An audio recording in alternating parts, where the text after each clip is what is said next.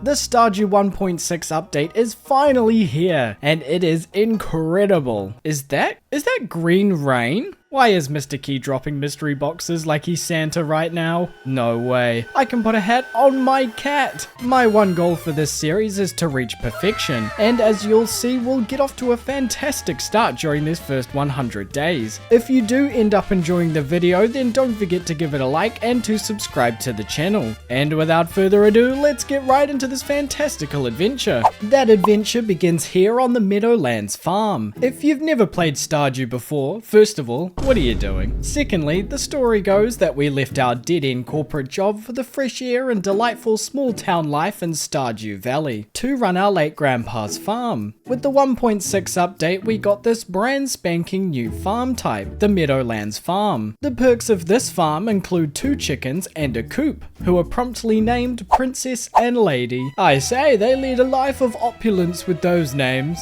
The cons, well, you don't start with parsnip seeds. Instead, you get a bunch of hay, and this farm does not have a lot of room for crops. However, I like a challenge, and I'm sure we can make do with this beautiful stretch of land in front of us. In typical first day fashion, I headed out beyond the confines of the farm and explored the valley, picking up forage along the way since I'll have to make up for the fact that I have 0 parsnip seeds to my name. I came across Hayley while wandering the Cindersap forest, and she knows exactly how to warmly welcome a newcomer to the town. I notice whenever I level up my skills now, I get a little message saying I've got some ideas to sleep on. A very nice touch. Over at Pierre's, I handed over the forage for some extra coin, and purchased as many parsnip seeds as my wallet would allow. I took my 40 seeds back to the farm and made a start getting those suckers planted in the ground. I got so close to watering all of the hoed dirt, however my energy levels were critical, and I went back out in search of more forage. I found these massive trees, a new addition to the update south of the farm, and not to mention this hidden away door close by, only accessible by a master of the 5 ways. You know what I didn't find though? More forage. So I had to make do with the land I had watered earlier, and I planted down some parsnips anyway. As the sun set on my first day, I admired this waterfall for a moment and decided to call it a night. Which must mean it's a brand new day. While filling up my watering can this morning, I made sure to pet Lady and Princess on the way past. Even the upper class needs some love every now and again. My parsnips got a healthy drink of water. In my mailbox was a letter from Willie saying to meet him down at the beach. And I planted the leftover parsnip seeds now that I had energy to do so. I even added a row of mixed seeds to the field of crops too. Soon afterwards, I got to chopping down trees around the farm for wood, and I used the seeds they dropped to make an eat a couple of field snacks. I'd need that energy for an activity we'll all become familiar with. That's right, it's the exciting world of fishing. Thanks to Willie's kind gesture to give me a rod for free, I'm now able to catch as many fish as my heart desires. While we've got a second to spare, I should mention that the only mod I have installed for this playthrough is the UI Info Suite mod. It's a quality of life mod that shows me the daily luck, weather, and a whole bunch of other things. Plus, it shows how long crops have left to grow, the radius of scarecrows and sprinklers, my skill levels, and how close I am to leveling up. It's a fantastic mod that I can't really go without anymore. I'll link it in the description if you want to download it. But apart from that, it's just pure vanilla 1.6 Stardew Valley. As for the rest of the day, fishing is what I lived and breathed. Sebastian came out to keep me company later in the evening, but I don't think he really cared to keep me company for long. And at 2 AM I had reached my limit and passed out in the middle of the mountain lake. The rain today meant that I didn't have to water my crops, a marvelous feeling for any newbie farmer. I had kept all of my fish caught from yesterday to take down to Willie's shop. The training rod is fine, but I'm already after an upgrade. Unfortunately, it wasn't quite enough to afford the fiberglass rod, so I had to spend a bit of time outside on the pier catching a few more fish to meet the price tag. Eventually, I sold enough fish to purchase my new rod and a stack of bait along with it. Back up to the mountain lake I went, and I settled in for an afternoon filled with more fishing. It was going pretty well. Having a quicker bite rate with the bait on my rod meant I could catch more fish, and skill levels came with it too. But as night started to roll around, I migrated from the mountain lake down to the river. I wanted some time to try my luck catching some catfish, which to my surprise went pretty well. Usually it doesn't go so successfully, but I knocked another fishing level out of the park, which meant I got to choose the fisher perk for reaching level 5 fishing. Clint paid me a visit the next morning to show me all about furnaces. He gave me some blueprints to make my own, and I thought that was very nice of him. What's not so nice is having to water my crops again. I shouldn't complain though, because very soon I'll find out that watering 40 crops actually isn't too bad. But for now, it was nice to see Lady and Princess have grown into adult chickens, and I was a little embarrassed to read a letter from the Joja Corporation saying they provided medical care free of charge because I'm broke and have no money. But hey, you can't win them all. Instead, I sold all of the breams I had caught last night in the river to purchase an even bigger stack of bait. Then I fished away the day up at the mountain lake. Forgive me for not doing anything else, but fishing is all I've got at the moment, so leave me alone. I finished up early, however, to run all of my fish home. It took a couple of trips, and I had to ditch a few fish on the ground so I could collect up my chest and take it home. But in the early hours of the morning, I managed to safely escort all of my catches back to the farm, and I was happy to call it a day after that. I was visited by Marnie on day 5 asking if I wanted to adopt this cute little kitty. Of course I said yes, and I welcomed Midnight the cat to the farm. I was equally excited to see most of my parsnips ready for harvest. Instead of selling them right away, I kept them with me because it was time to expand our scope of activities with a little something that we like to call the mines.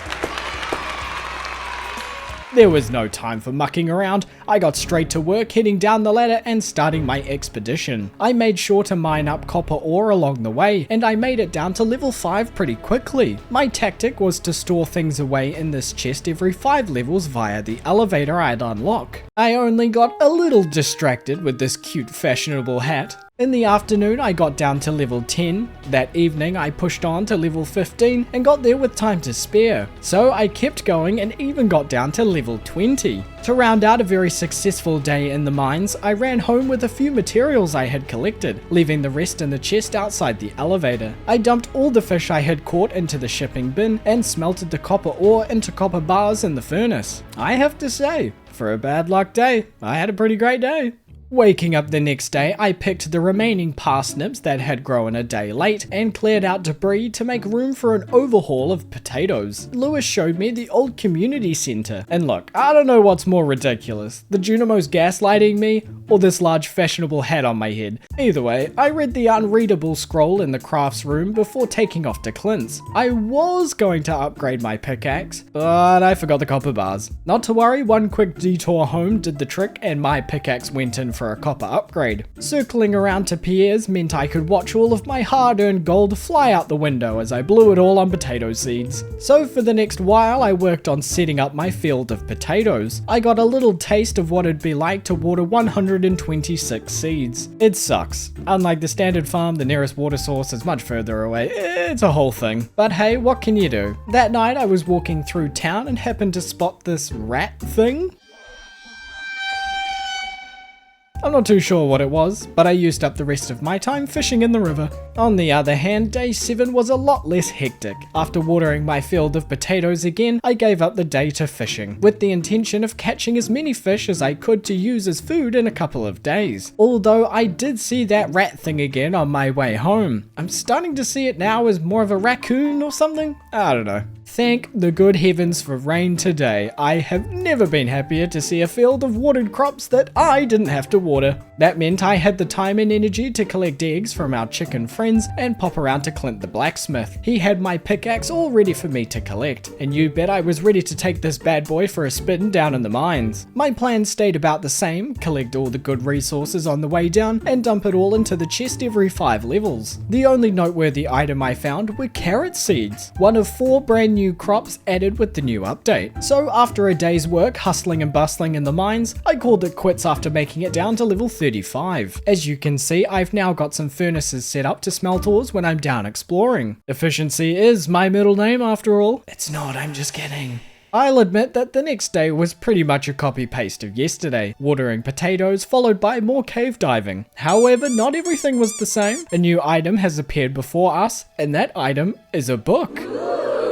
No, not a lost book, but another book. It's called The Monster Compendium, and it gave the small chance for monsters to drop double loot. I was pumped. As you can see, there are quite a few books for me to find around the valley, and as I continued down the mines, I wondered what special powers and abilities they'd give me. But it was getting late, so I decided to call it quits around level 50 and headed home for sleepy times. In fact, for the next few days I kept this daily routine up. Potato watering did take up a good chunk of the day, but that didn't stop me returning to the mines every day to make headway down to the bottom. Apart from finally picking and selling the potatoes on day 12, just as the day turned to afternoon, I had made my way down to level 80. The perfect floor to stop on and farm for gold. You see, I need gold in order to craft quality sprinklers, which I'm hoping to craft soon for the strawberry seeds that I'll be picking up at the Egg Festival. Before running headfirst into that though, I first had a visit from Demetrius. He was asking whether I wanted fruit bats or mushrooms grown in the farm cave. You know, I usually go for fruit bats, so this time I thought I'd be a little quirky and different, and I opted for the mushrooms this time. Then I took some time to plan out where my strawberries would go, figuring out how much land I had to work with, and placing down wooden paths as markers for my sprinklers. But I didn't want to miss the festival, so off I went. Here at the world famous and Stardew Valley Egg Festival is where you can look cute in this cardboard bunny cutout. It's where I can yet again burn all my hard-earned cash on more seeds, and it's where I can smoke Jazz, Vincent, Abigail, and Sam at the egg hunt. Get clowned on, you fools!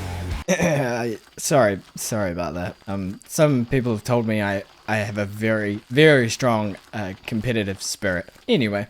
It was nice to see I had calculated the perfect amount of strawberry seeds to fill up my crop field. The only problem is I wasn't quite level 6 farming yet, which disregards the whole quality sprinkler plan until I actually get level 6, which yes does mean more tedious manual labor. Please just assume I'm doing this every morning for a while because that's how I start every day for the next about 8 days until they're ready for picking. Today was the first day I had visited the traveling cart. She visits every Friday and Sunday, and I'll be visiting often to see if she has any community center items for me. Just beyond the cart, I popped by the wizard's tower to go and get some advice about the unreadable scroll I found the other day. Alternatively, I got a mouthful of forest juice, I saw visions of the valley itself, and hey, would you look at that, I can now read Junimo. I would have preferred a Duolingo lesson, but hey. I guess this'll do. The first bundle I completed was the spring foraging bundle, and down at Pierre's I dropped past to purchase some spring crop seeds, which I then planted back on the farm. To round out the day, I went back to the usual mountain lake spot, so I could drop off a largemouth bass, a bullhead, and a carp to the lake fish bundle. Then continued south to catch a few more fish and collected up some beach forage, all to hand over to the fish tank bundles in the community center. Like I said, you know how day 15 started. To my surprise, when entering the farm cave for the first time, I found a new machine called the dehydrator alongside my mushrooms. It can dehydrate fruits and forage, but I wondered how profitable it'll be considering it takes 5 items at once. While I waited to find out, I mooched around the valley making use of the salmonberry season, and picked up loose forage I found too. Back on the farm that evening, I placed down a second scarecrow just to cover my bases, and I stood in the field of strawberries, contemplating all of my life choices up until this point. But that didn't last long though, because it's day 16 and we have things to do. The rain really picked up my mood, I'm sure you can guess why. I found out this morning mushrooms no longer regenerate every day. There's a much longer cooldown period before you can pick more, and you know, I think that's fair enough. But I'm starting to second guess my choice of mushrooms over fruit bats. For a short while I went back to the mines to get myself some copper ore, which I then smelted into copper bars and turned over to Clint to get an upgrade on my axe. With nothing much else to do, I parked up on the pier and decided to fish my troubles away. I found in Willie's shop you can now change your bobber style. Ah, that's so cool. There's so many to unlock. I bet some of them are really cool. I'm getting way too excited about this, but I love it! Later on, I changed locations to the river to catch a few different types of fish while it was still raining. And I handed over a catfish, a shad, a sardine, and an eel to some of the tankfish bundles. I reserved most of day 17 to ore farming down in the mines. I thought I might as well since I've got quality sprinklers to craft soon, only taking a break late in the day to pay my first visit to the Adventurers Guild. Here I can see my Monster Slayer goals and access Marlin's shop, but that didn't take too much of my time, so it was back to collecting ore and making my way further down in the mines. The following day brought with it my brand new copper axe. Having an upgraded axe meant I could now chop down the stumps on my farm for hardwood, and pairing that hardwood with some normal wood and a bit of stone gave me the items I needed to complete the construction bundle in the community centre. Finishing that bundle unlocked the boiler room scroll, and because I had made it so far down in the mines already, I practically had every item anyway. So without wasting much time, I ticked off all 3 bundles that the boiler room scroll asked for, and I restored my first part of the centre. As I went to bed that night, I got to see the Junimos having a wee boogie. Well, repairing the minecarts, but the idea of them having a wee boogie is much better. And with the minecarts access readily available for me to use now, the minecarts aided my efforts of returning everything from the mines back to the farm. As the afternoon rolled around, I killed time by checking the travelling cart, which had nothing of interest, collecting eggs from my coop, watching Midnight sprawled out on the ground, super cute might I add, and wrapped up the day fishing out on the pier. If you're wondering, yes, I still have to water strawberries. I love it so much. I had a few things to tick off my mental to-do list today. That sounded better in my head. The first being to buy a few salads at the saloon. I needed a better source of energy, and salads are my go-to option. Next was to collect more beach forage, but it was as bare as my granddad's bald head. So instead I headed back to the mines to continue my journey to the bottom and collect resources along the way. I did manage to get a crab down there, so I was happy to hand that into the community centre on my way home that night. There's a new vendor in town today, and I am excited. Up a path, just above the Jojo Mart, sat a man who sells books, promptly named the Bookseller. Marcelo and his great big balloon offers books for an extraordinary price. Holy moly, I definitely don't have the gold for that just yet, but the abilities these books offer are quite exciting. Some offer skill experience points, others offer the ability to run faster, more speed while on a horse, more speed when running through crops. It's all just so exciting. I can even trade in books I find for items. It's just a shame that I have no books, nor money to spare. But I'd be back, Marcelo, mark my words. After turning in a muscle to the community centre and checking the travelling cart, I filled my night strolling around the valley under the stars. I actually came across a new item, moss. I'm not too sure what it's used for, so I'll keep collecting it until I do. Oh, what a happy sight it was to see my strawberries ripe for picking. Thankfully, this harvest did push me over to level 6 farming, meaning Operation Quality Sprinklers was a go. The only problem was I'd get it overnight, which meant, ironically, I still had to water them. But knowing I wouldn't have to soon made it a little easier. Lady and Princess were now producing large eggs for me, and they made a great addition to the animal bundle in the community centre. I then watched Morris, the Jojo representative, yoink away all of Pierre's customers. Let me just say, karma's a bitch, Morris. Karma's a bitch. I was actually here to get a backpack upgrade. Can't a man splurge a little sometimes? I think I deserved it. I actually went back to the mines later on to pass the time. I'm glad I did, because when I landed on level 100, I picked out my first star drop from the chest waiting for me. That's a bit weird. The taste reminds me of subscribers? Make of that what you will. The feeling of full pockets of cash and placing quality sprinklers down made day 23 my favourite day so far. It was my goal today to stock up on copper ore for future tappers, and in the process I knocked off my first monster slayer goal. That was a nice added bonus to the day, so I spent most of the day getting the copper ore I needed. It was later in the day when I returned home satisfied with my effort, and I smelted all of it in my furnaces. Using these tappers on a maple, oak and pine tree will in return give me some maple syrup, oak resin, and pine tar, all of which I need for community centre bundles. And while we wait for them to produce the goods, I got to work clearing away more debris from around the farm. The 24th of spring does mean it's the Flower Dance Festival. However, previous experiences has taught me that the only thing waiting for me there is rejection, and I ain't gonna put myself through that again. Instead, I spent time for myself down at the beach, where I found my first artifact, and some summer squash seeds, a new summer crop. I got comfy on the pier and I fished the day away. I would much rather be here than at some stupid dance. Who needs him, eh? I've got my pal Willie.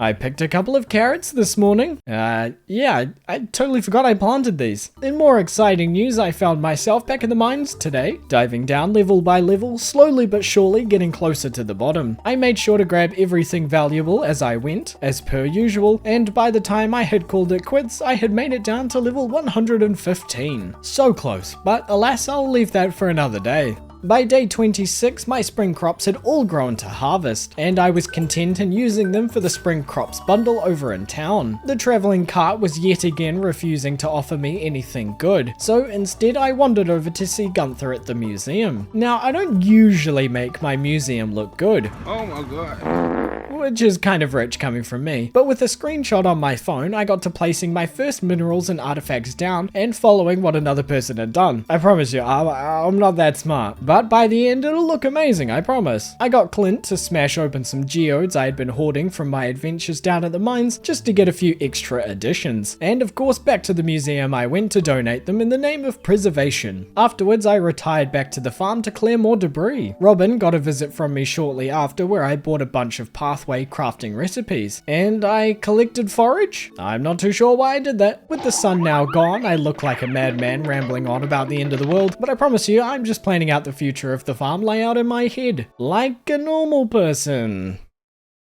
Another round of strawberries greeted me this morning, and what a great day it is to be me. I could just smell the profits with every strawberry that I picked. I noticed that Lady and Princess had now been living in a pen full of debris for 27 days straight. Not a very prim and proper environment to be thriving in now, is it? Actually, I should mention this new grass type called blue grass. It's special to the Meadowlands farm, unless you purchase blue grass starter from Key way later in the game. Animals that eat blue grass gain friendship points twice as fast, and animals eat half the amount of tufts compared to regular grass. So there's a fun fact for those who wanted to know. Now you know. I then dropped off a chewing stick to the museum. I dropped off a lost axe to Robin. That's why I collected forage last night. It all makes sense now. And decided to clear the final levels of the mine. It didn't take me long, and before I knew it, I had dropped on to level 120, where I collected the skull key. I ended up heading to bed early that night, because it is already the final day of spring. Time flies when you're making good profit, having fun. The travelling cart proved itself worthy this morning. She was selling a red cabbage. The red cabbage is a crop that doesn't become available until year 2. So to have that in my inventory in spring of year 1 is a major win. I didn't want to hand it over just yet, however. I took things a step further by catching a chub up at the mountain lake and mining up a frozen geode from the mines. Then after gathering a few things from the farm, I took off to the community centre to make money moves. The exotic foraging bundle was immediately ticked off my list. The dye bundle got 3 items added to it, including the red cabbage, and finally the field research bundle got 3 items also. In reflection, I think this is probably one of the best first springs I've ever had. 46,000 gold to my name, and a great crop field set up already. Things weren't looking too shabby, but I didn't have much time to reflect because it was already summer.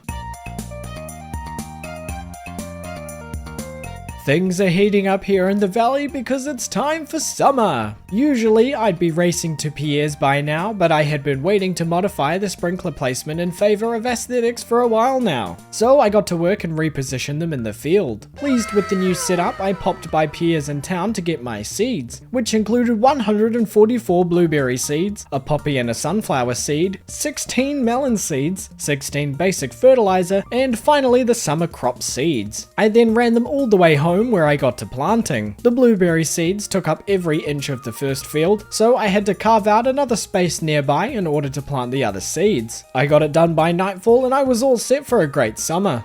Moving on to the following day, I handed over some oak resin to the community centre. I did some fishing off the pier for a while, handed over a prehistoric tool to Gunther at the museum, got in some more fishing, this time in the river, and continued that trend up to the mountain lake to do more fishing. Don't get the idea it was all for nothing though. I handed over most of the fish I had caught to the fish tank bundles. In doing so, I ticked off the lake fish bundle. There was time still left in the day, however, time that can be productive. So I went for a wander around the valley, picking up the forage I came across. Luckily, it was everything I needed to complete the summer forage bundle.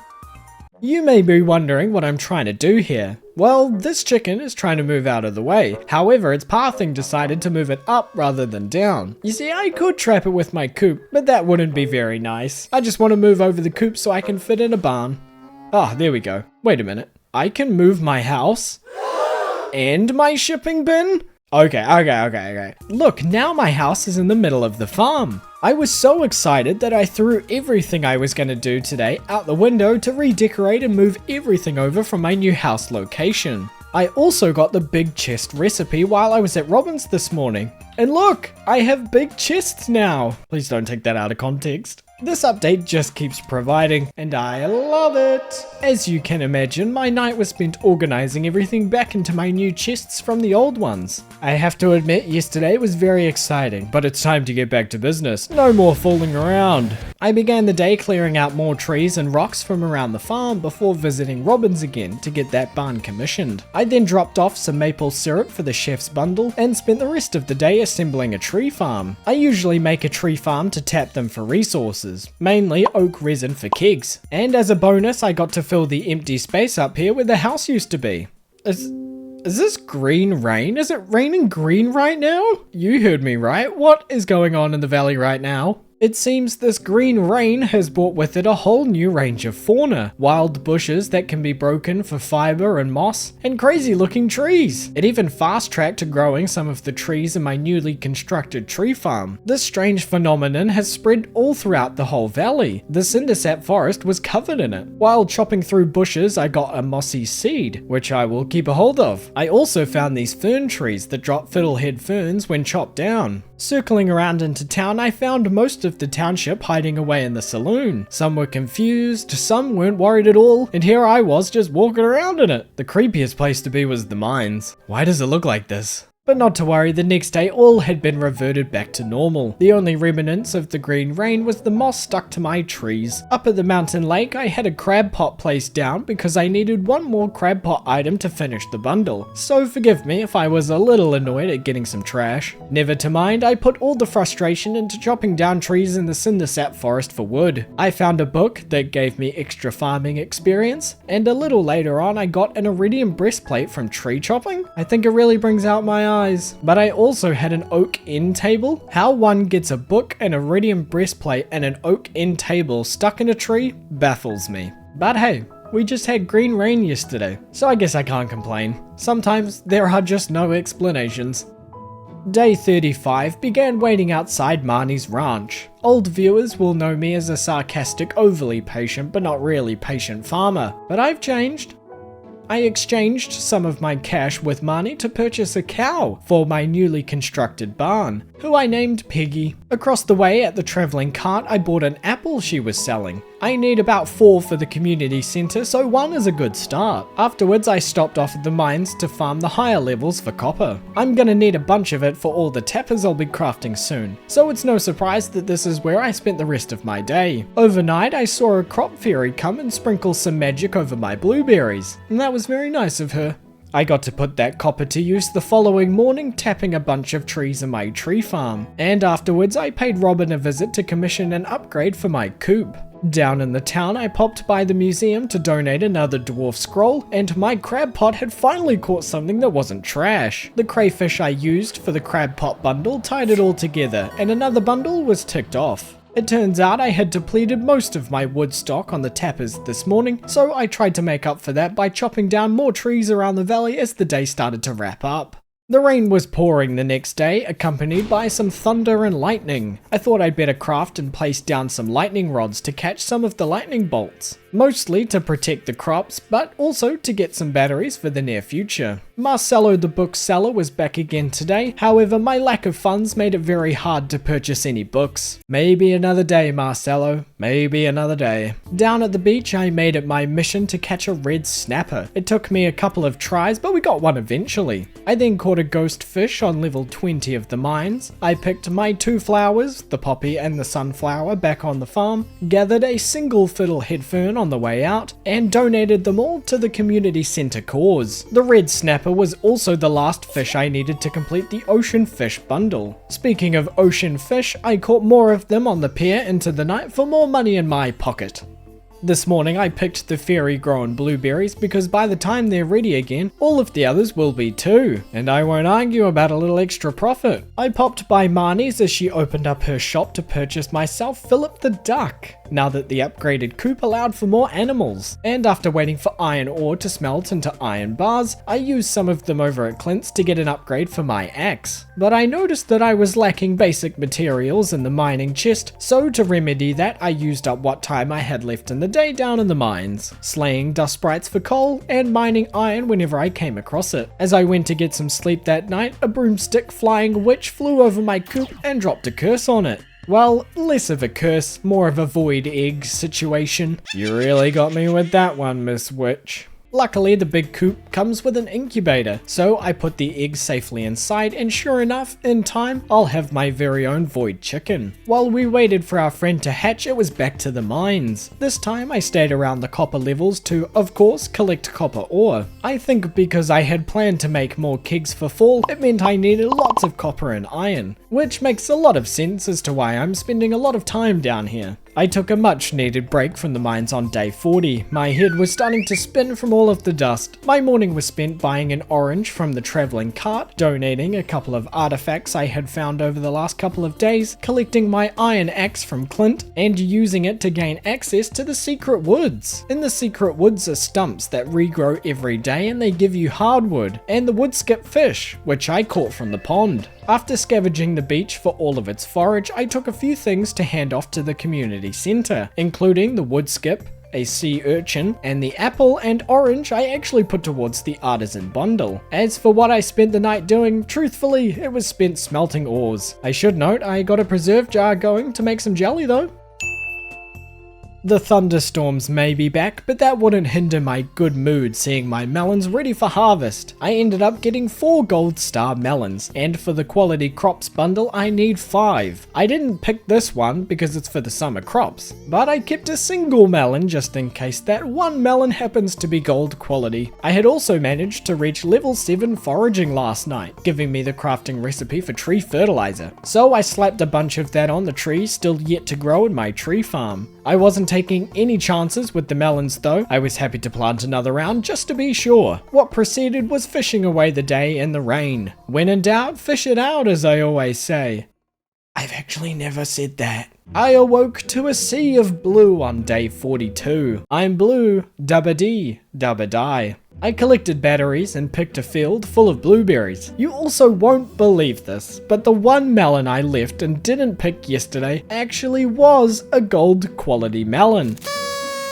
What are the chances? Seriously, what are the chances? Thank goodness I kept an extra one. Over in the community centre, I handed over the 5 gold melons and completed the summer crops bundle. The blueberries I sold straight to Pierre's because who can be bothered waiting a whole day for profits, am I right? I'm shocked to say the travelling cart yet again sold me something worthwhile. She sold me a truffle, which would save me 16 grand now that I didn't need a pig. I handed that to the chef's bundle right away. Back at Pierre's for the second time today, I got myself some wheat seeds and a couple of fruit tree saplings, and back on the farm I popped down the apple and pomegranate trees, then planted the wheat seeds down next to the growing melons. Continuing on, I paid a visit to Robin again and got a deluxe coop upgrade commissioned, and I rounded out the day fishing down in the ocean. When in doubt, fish it out. Yeah, now I'm trying to turn it into a thing and it's a little embarrassing. I figured out a good use for moss. Combining it with regular bait gives you deluxe bait, and I used that bait to go mining. No, silly, I'm just kidding. To go fishing, of course. When in doubt, fish it. No, I'm sorry, I'll stop. I noticed I was close to level 10 fishing, so I fished until I hit it. Then I kept on fishing after that all the way until bedtime. Of course, I chose the angler perk to make the fish worth more, and I waited specifically to have that perk unlocked before selling all the fish I'd caught over the last couple of days. See? I'm not just a pretty face.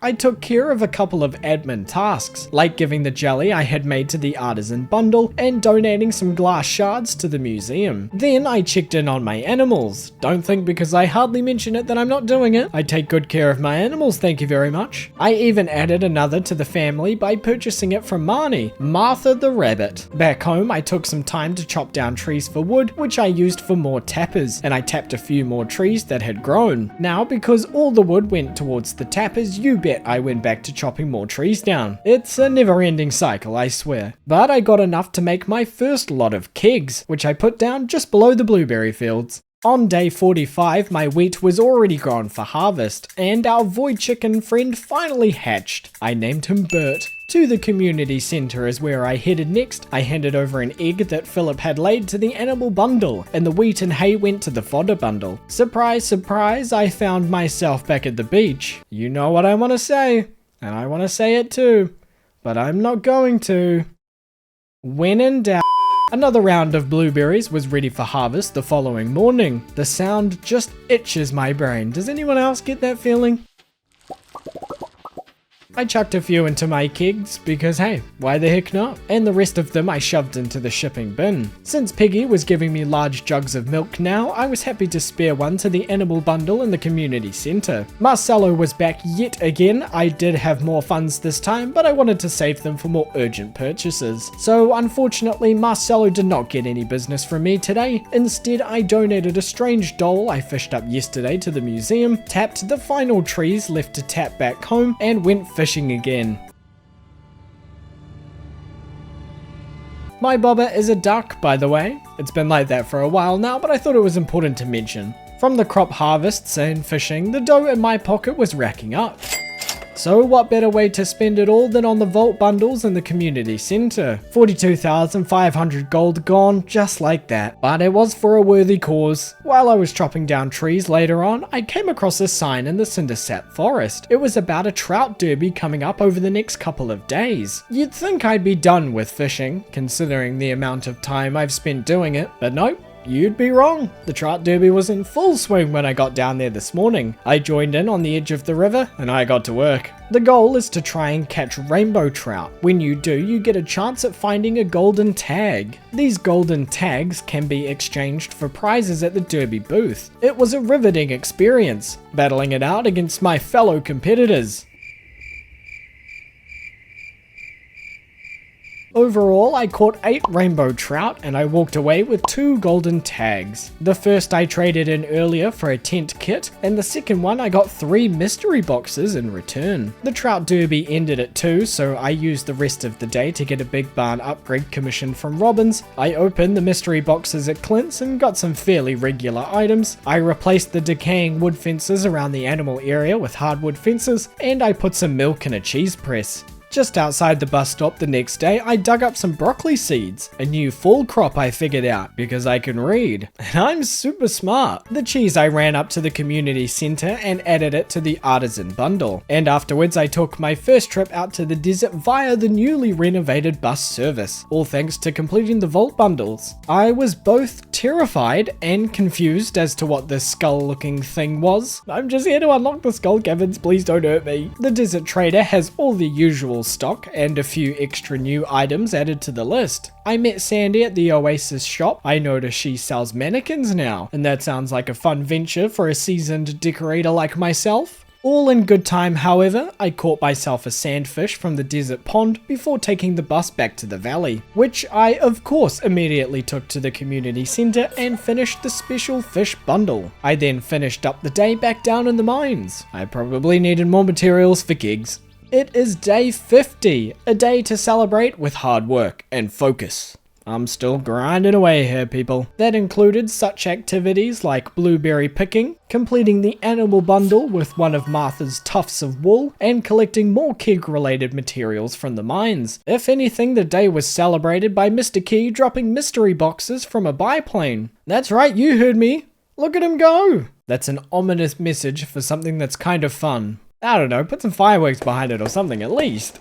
A lot of this morning was taken up smelting ores and standing unnervingly still. I promise you, I was just working out more farm layout stuff in my head. Or I went to get food and I forgot to pause the game. Who knows at this point? Truthfully, this is what I did all day. You know, sometimes it takes a while for things to settle properly in my head, but when it does, You know it's gonna be good. Breaking news, my duck is swimming in the river. I repeat, Philip is being a class 5 cutie and swimming in the river. That's it for breaking news, back to the regular scheduled programs. I got Clint to open up a few geodes so I could slowly add on to the museum collection that's somewhat taking shape now. Afterwards, I went back to the farm and waited for my blueberry wine to be ready. Notice how they're the same color as the fruit now? A very nice touch. I shipped all but one bottle, as that was to be relinquished to the Enchanter's bundle. Back home on the farm, I decided to start laying out some paths and getting an idea of what works and what doesn't. It was a small portion of the farm itself, but it's a pretty good start. By this point in summer, I'm now gearing up for the change in seasons, and that included expanding the crop field now below my house. If I wanted to make the big bucks, I better have the space and sprinklers to accommodate it. I basically repeated the other field, but I just did it going down rather than across. So it's foolproof, except when I missed a line on the bottom, but hey.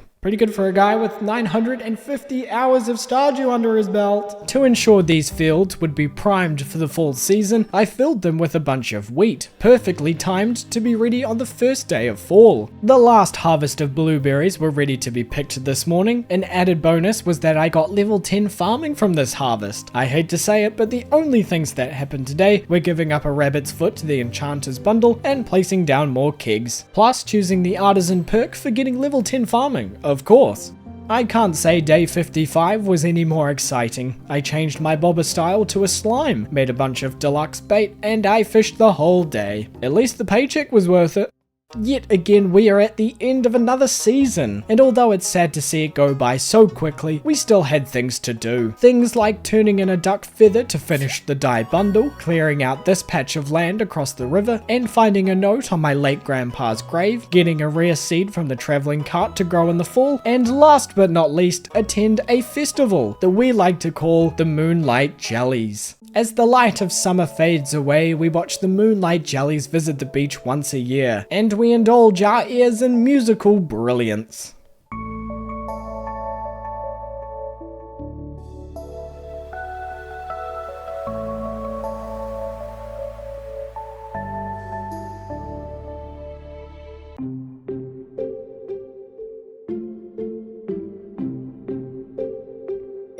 Would you believe it, but we are now in my favourite season, fall. First up on today's cards was to sort out the crop situation, which included prepping the fields from last season, popping by PS to purchase all my seeds, then getting them all planted back down on the farm. Second was to make some goat cheese and a cheese press and to take it into town. I just need one more artisan good to finish the bundle, but that would have to wait because I needed my beauty sleep.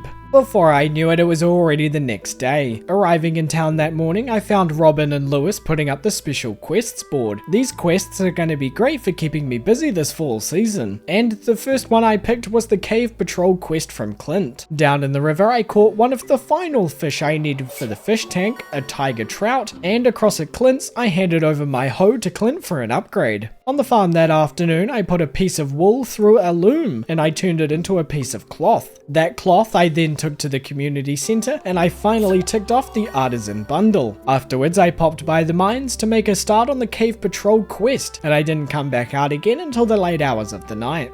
I found Emily at my door this morning. She somehow sensed I had found or made wool by now. I made it yesterday. How did you know that? Who are you working for?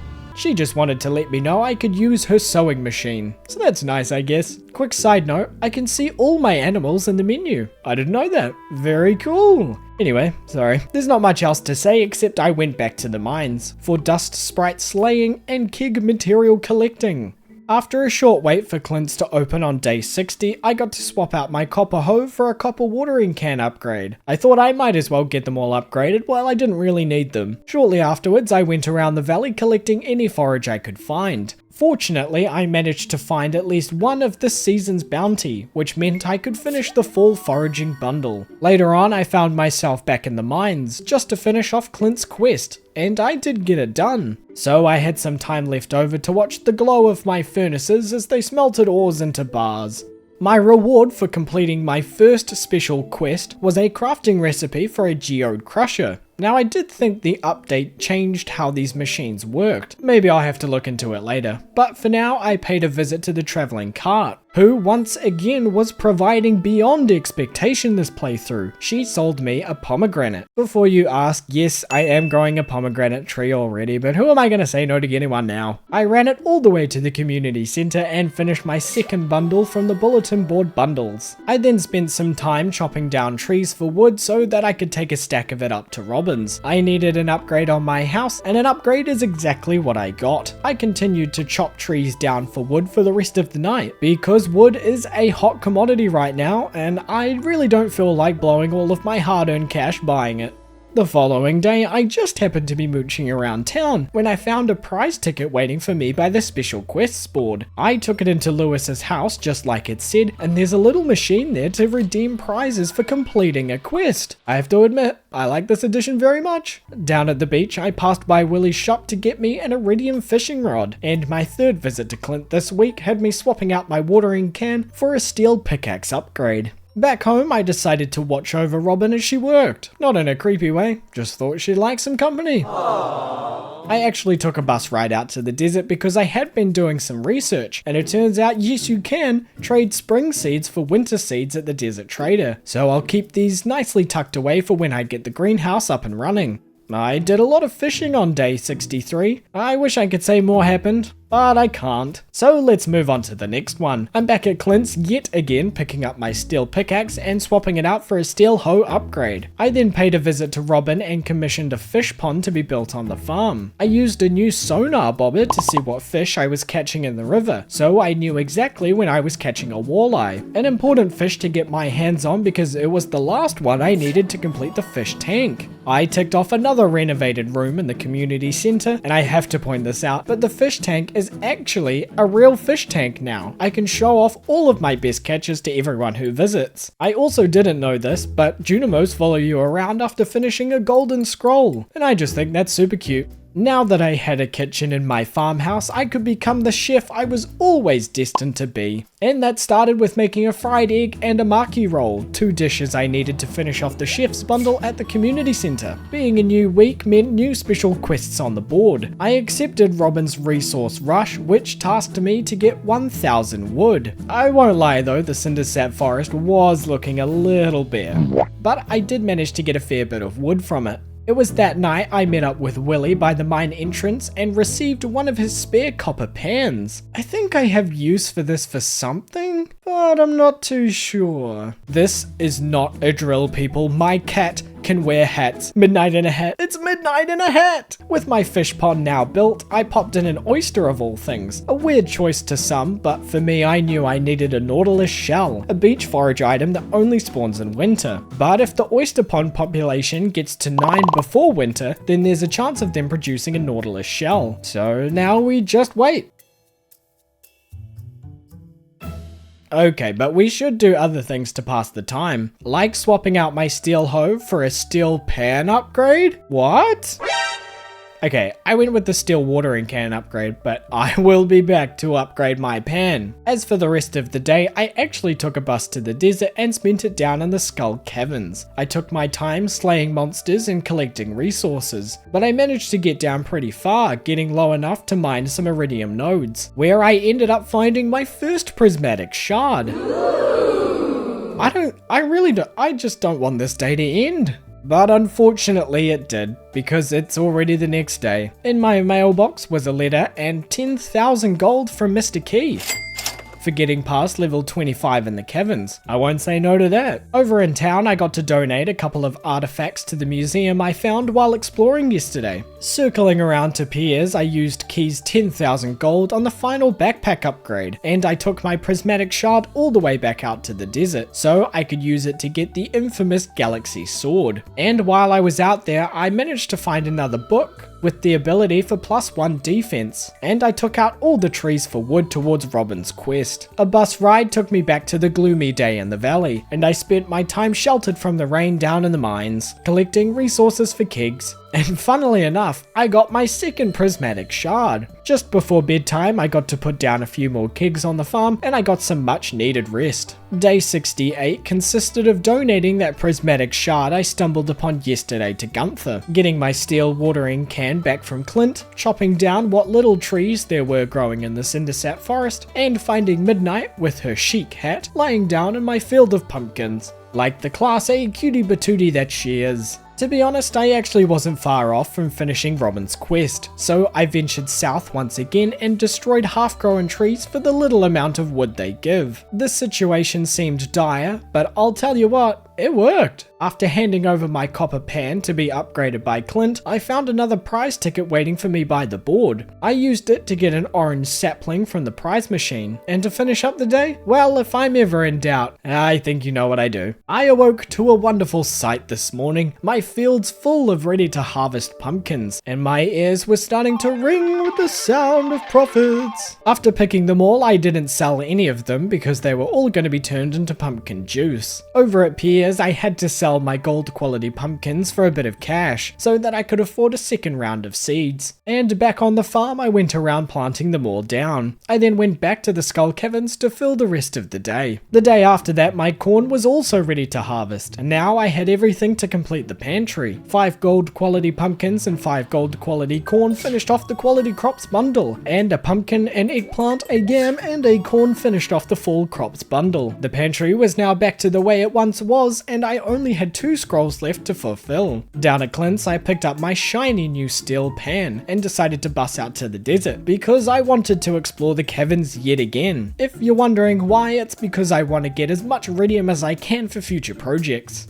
Actually, I was able to smelt 7 bars that night when I got home, and I got to see the greenhouse being brought back to life thanks to our Junimo friends. The 16th of fall can only mean that it's Valley Fair Day. Before taking off, I had to hand over some clay to the oysters. I'm not sure what they'll use that for, but if it means I get the Nautilus shell, then I will take it. And I got a bunch of items for my Grange display. In Pelican Town Square, the Valley Fair was in full swing. Lewis went along judging our Grange displays, and surprisingly, I actually won it. Yay! Which gave me a new achievement with the update called Blue Ribbon. To get some more star tokens, I played the fishing minigame, then gambled it all on green at the wheel spinner. I had to gamble for more tokens than usual, because there was an extra prize ticket to get along with the usual Rare Crow and Star Drop. I'd say that was a pretty successful day at the fair. After a whole season of growing, my fruit trees were bearing fruit finally. That meant I could drop off 3 apples to the community centre, completing yet another bundle. Afterwards, I accepted Linus's community cleanup quest, and I popped into Lewis's to use the prize ticket machine. I got some mixed flower seeds. Level 100 in the mines is notorious for being filled with trash, and I thought it would be an easy way to finish Linus's quest. It was. And back to Lewis's I went to hand over yet another prize ticket. This one gave me some mystery boxes. Back on the farm with my brand new greenhouse ready for use, I popped down an iridium sprinkler and hoed out a spot for my winter seeds. Yes, that's right, you can hop around while hoeing dirt. It looks super goofy, but it's also super handy. I got my winter seeds planted down and sprinkled a bit of speed grow. Why? Well, because I'm a super patient farmer. The first round of pumpkin juice was ready today, so I started my morning collecting it up and dumping a second load into the kegs. I found a note in my mailbox from Linus with the crafting recipe for fiber seeds, my reward for finishing his quest. Beyond the farm, I headed to the secret woods to chop down stumps for hardwood. I should note I'll be doing this pretty much every day from now on until the end of the season, because I need a lot of it for a particular in the near future project. By now I had collected quite a few mystery boxes, so I thought I'd get Clint to open them all. I got a range of things, from food to seeds to bombs and all the way to a mystery themed hat. Just call me the Riddler. But I don't want to talk about what I did for the rest of the day, because truthfully I cosplayed a statue and I did nothing. So let's move on to day 75. It was a day spent back in the Skull Caverns. I wanted to make use of a very good luck day, so I slayed monsters and I hunted for more iridium along the way. However, one exciting thing did happen. I managed to get my hands on a dino egg. I made sure to incubate this precious artifact so that we can have our very own dino friend. I found Granny Evelyn on my doorstep the following morning. She was here to tell me about the fascinating world of garden pots, and was kind enough to give me my own garden pot. After Evelyn left, I waited ever so patiently outside of Clint's. That was so I could get my pan a gold upgrade. Screw upgrading my tools. It's me. Of course the pan gets priority. As the day was wrapping up, I got to constructing more paths through the farm. You'll notice the pond got moved, and so did the greenhouse. It's starting to take shape, but all in good time, my friends. A decorator has their processes. I noticed something peculiar this morning. Last night a big gust of wind blew through, and suddenly, this morning I found a big tree stump in the cindersap forest. I need 100 pieces of hardwood to fix it up, but I'm sure I won't forget about it, right? That is definitely not in my nature. Truth be told, most of today I spent working on sprucing up my chest area. It wasn't until the next day that I managed to finish it off, and I was pretty happy with it actually. Not to mention I sorted out another round of pumpkin juice. For each batch I get 57,000 gold, by the way. We're gonna be that rich kind of rich, you know what I mean? Now that I had more chests, I did a bit of organizing. My brain just works way better when everything has its place. Then to finish off the day, I went back to the mines and farmed for copper. You see, even wealthy farmers have to gather their own resources sometimes. We just got a letter, I wonder who it's from. It's a very exciting letter today from Marnie. She wrote to me saying that I can have multiple pets. Oh my God. All I need is another pet bowl from Robin and I could get one, which is very exciting, and I will be doing that as soon as I can. For now, my winter seeds had grown in fall. It's a weird sentence to be saying, but anyway, nonetheless, it's true. To the community center I went, and I ticked off the last of the crafts room bundle. One down, only one scroll to go. Go Junimos, go Junimos, go Junimos. Yeah. With the quarry now accessible, I took a lot of time today clearing it out. I was lacking on materials, and this was a big help. I'm also not too sure if these coal nodes are new. I cannot ever remember seeing them, so I assume they're new to 1.6. However, if they're not, please let me know in the comments below. After polishing off the quarry, I potted down to the blacksmith to pick up my sparkling gold pan. Dare I say, it's a thing of beauty. Nearby, at the special quests board, I picked up Gunther's fragments of the past quest to collect 100 bone fragments, and I just decided to call it a day after that. Awaiting me in my crop fields this morning was a lone sweet gem berry. It's been growing all season, and I've only just been able to pick it now. But it's been worth the wait because taking it to the Master Cannoli statue in the secret woods gave me my second star drop. I did have a special quest to complete on the other hand, so to the mines I went and stayed for the day, slaying not only my outfit, but skeletons for bone fragments too. I even knocked off another monster slayer goal. A third round of pumpkin juice needed collecting on day 82. I've got to wait one more day for my pumpkins to be ready, so I didn't keg any more juice today. I also found this cool trick where you can place a big chest in place of a normal one without having to take all of the stuff out and put it all back. Not important, but I thought you'd like to know. After donating the final dwarf scroll to the museum, I went back to the mines to continue my quest of collecting bone fragments. This continued to the next day as I didn't get enough yesterday. I did of course harvest all of my pumpkins and keg a few of them, but in the mid-afternoon I got the final few fragments needed and I went back home to hang out with Midnight for a while. She may not speak much, but she's great company. I was just burning time because it was the Spirits Eve festival that night. A Stardew veteran like myself can zip through the hedge maze with little complications.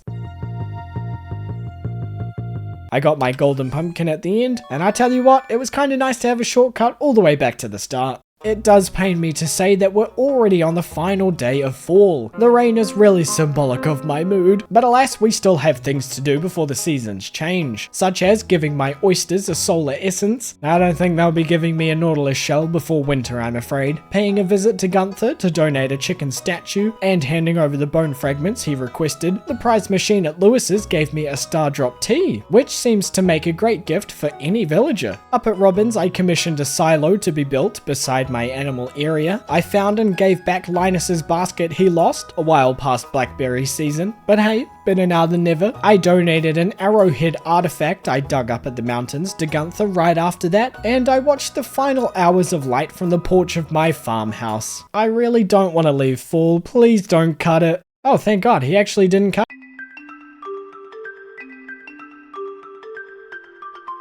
Actually, My toes are feeling a little nippy, which must mean it's winter time. Unfortunately, not a lot can grow in winter. The one thing I do know will grow is winter seeds. Another thing to note is grass days during winter now.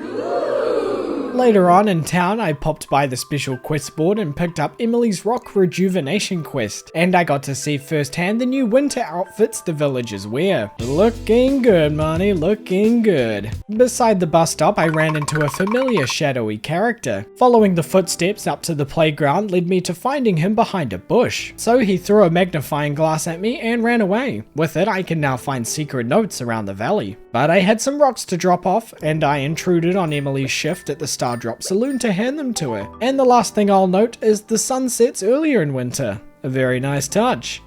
Midnight's bowl is beside the house. I'm not too sure when I did that, but it's cool to know that you can move them around. Having completed Emily's quest meant I had a prize ticket waiting for me by the board. I got a blue pinstripe bed in return. I'll be sleeping in style tonight. Unfortunately, a Nautilus shell hadn't spawned in just yet, but I did find a new winter crop seed. They're called powder melons, so I thought I'd better plant some back on the farm. It feels quite exciting to be growing an actual crop this winter. Afterwards, I went for a little adventure down into the quarry mine, also that I could pick up the golden scythe at the end of it. But I did notice a blocked off path to the side that I've never seen before. I'll come back for you sometime soon.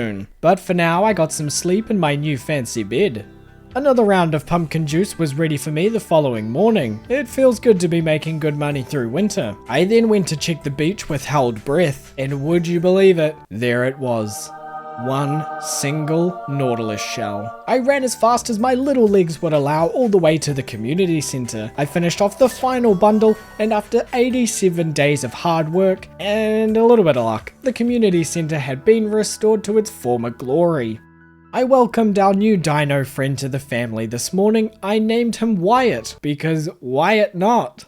I'm sorry. Yeah, that one was pretty bad. Anyway, over in town, I found the villagers celebrating the return of the community center. I got my Stardew hero trophy, and I watched Pierre knock Morris into next century with a wombo combo like I've never seen before. Afterwards, I popped by Robin's to get her help constructing a second pet bowl. That's right, I got myself a second pet baby. Everyone meet Lola the dog. I got her a green bow because she deserves to look like a star. Willie apparently had something to show me in the back room of his boathouse, so I wasted no time and headed down to the beach right away. Remember that in the near future project I had mentioned? Well, this is it. The boat to Ginger Island. I needed 200 hardwood, 5 iridium bars, and 5 batteries to fix it up. And well, I didn't have any of that on me. Nah, I'm just kidding. Of course I did. So I handed it all over to the boat, and I just gotta wait for it to be fixed overnight. In the meantime, I bought some tree saplings from Pierre's and filled my greenhouse with all the fruit trees. The ones I had already grown dropped saplings when I cut them down, so that made it a lot easier. And I watched over my farm for a while, just to take it all in. It was not surprising to say that day 90 I was headed for the Fern Islands, leaving the Frosty Valley behind me in favor of a warm tropical island. This actually popped the achievement A Distant Shore, another new achievement added with the update. On the island I met with Leo, who wasn't gonna talk unless I got the approval of the birds. To do that I needed golden walnuts, and I think a montage would be quite appropriate here, don't you think?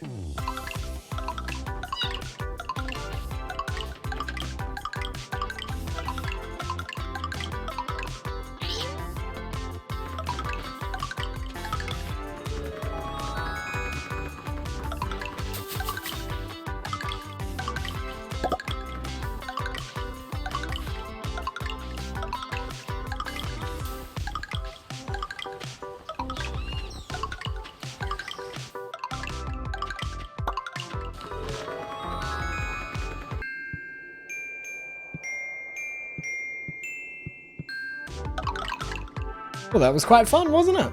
Before heading back to the island, Pierre popped by my farm to let me know of his updated stock list for next year, and I took care of another round of pumpkin juice. Today's adventure on Ginger Island was a trip through the volcano dungeon. After a long adventure through the dungeon, I made it to the top, the volcano caldera. Up here lies a chest with a prismatic shard, the forge, which I will get into later when it's important, and a couple of golden walnuts. With the forge now accessible from the bottom of the volcano, I headed back home. It must be new to the update, at least I think it is, but I noticed the fairy lights around town when I was passing through, and it was quite lovely actually. Day 92, I decided to take a break from the island for a bit, just to catch up on a few things, like sorting out the winter seeds and my powder melons that had grown on the farm, and taking another special quest from Robin to collect 80 hardwood for her. While waiting for the boat to Ginger Island the next morning, I saw a sign for Squidfest, another fishing event that's taking place soon. I'll keep that in mind, but right now I had something important to do. Something on Ginger Island. Something that involved opening up the dig site. Something that involved clearing out the dig site.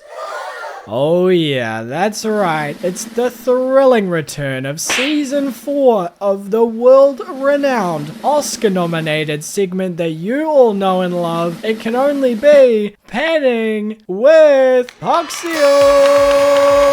If you are new to this segment, it works a little something like this. I pan across the dig site here on Ginger Island in search of a lucky ring. It's as simple as that. The upgraded pans added to the 1.6 update actually added an invisible reaching effect, making it much easier to pan the spots that spawn far across the river. Plus, it gives a bonus to the resources that you pan up. Unfortunately, today wasn't the day to get my first lucky ring. But hey, where's the fun in that? I can't give away the excitement too early on, now can we? On day 94, I found myself back on Ginger Island, this time to catch up on golden walnut collecting, which included finding the walnuts around the dig site and helping Professor Snail with his research. This in turn got me a few more walnuts, which I used to unlock the island trader. I found Birdie on the other side of the island, who asked me to find her a memento of her late pirate husband. However, it dawned on me that without a certain villager in the valley just yet, this would be impossible to complete until then. So back home and to bed I went, where, yes, I dreamed about how awesome I am. It'd be rude if I didn't. Day 95 began with more juice collecting. I didn't have a lot of pumpkins left, but I was still going strong on the juice making. I took a boat ride to the island to cut down mahogany trees for the hardwood, and after chopping down stumps on the island farm, I returned to the valley so I could take it all to Robin's, and I dropped it into her wood pile, completing yet another special quest. The prize machine gave me 4 mushroom logs. Not too sure what they're for, but I'm sure I'll find out soon enough. While meandering around that evening, I wanted to go and see a train that was passing up by the railroad, but when I got there, a cutscene with Magnus started playing, so I didn't even see the train. I could only hear it, and I could see the smoke coming out the top of it, but it was invisible. Magnus just wanted his magic ink back, but that would have to wait, since I don't quite have access to the sewers just yet.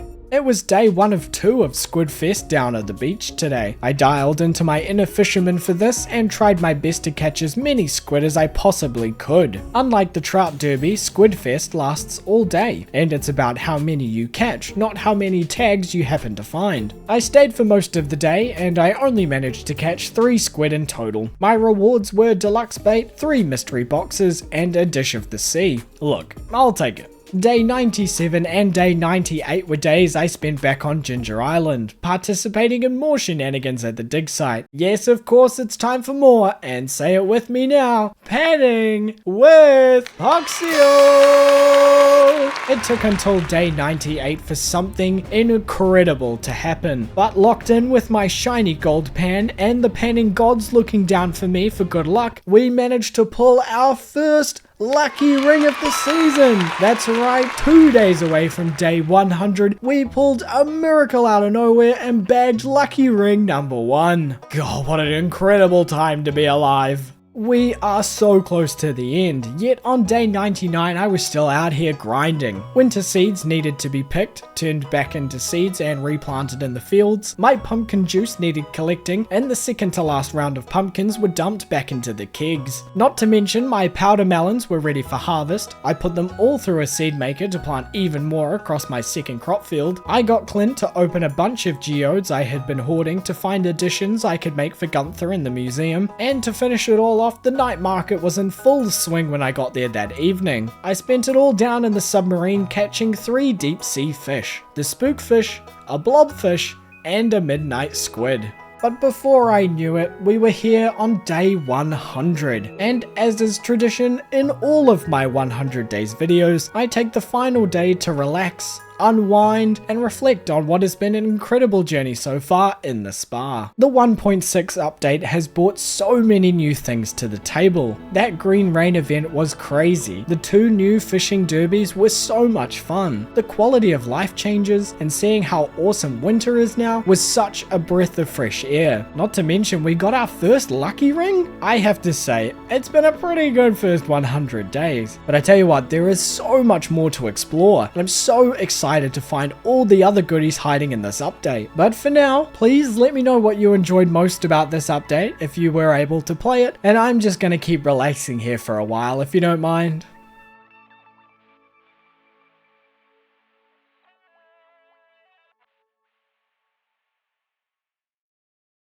So there you have it. That is the first 100 days of my adventure through Stardew Valley 1.6. Here is a quick look at the farm so far. It's not looking too shabby, but I'll be sure to give it some life in the next video. That being said, if you did enjoy the video and you want to see 200 days of the 1.6 update, then please be sure to give the video a like and to subscribe to the channel. It really does help me out a lot. And well, there's not much else to say except you're all wonderful people, so have a wonderful day. And thanks for watching!